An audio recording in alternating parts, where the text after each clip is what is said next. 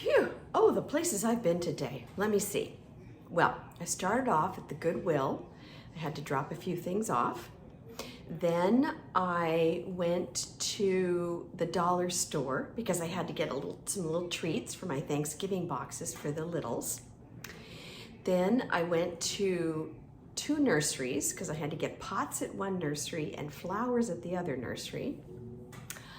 Then I went to Gelson's because I had to buy some snacks and things because my daughter Julia and her husband Dan are coming to stay with us for a week.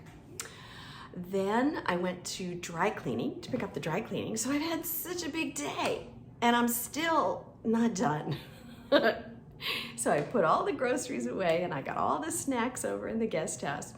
But now I'm going to try a special Thanksgiving treat that should be super easy. Let me show you what I'm thinking about.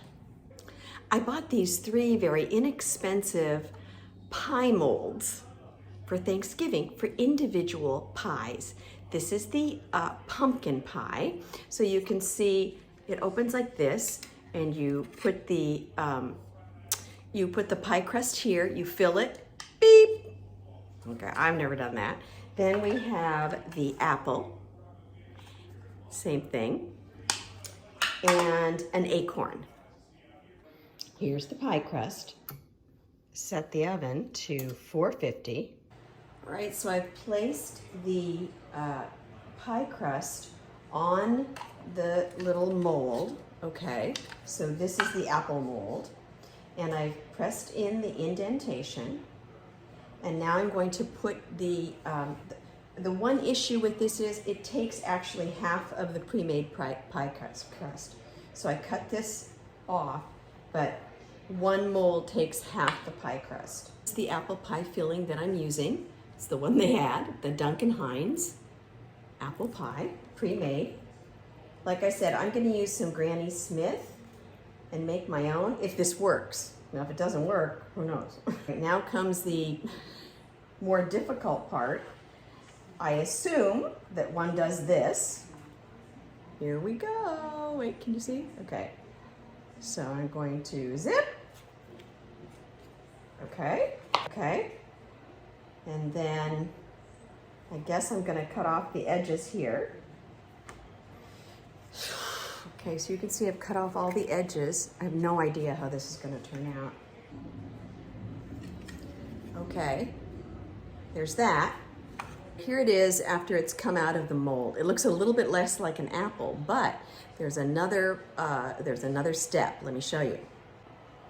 So this is plain, and this has a design on it, the exterior of this.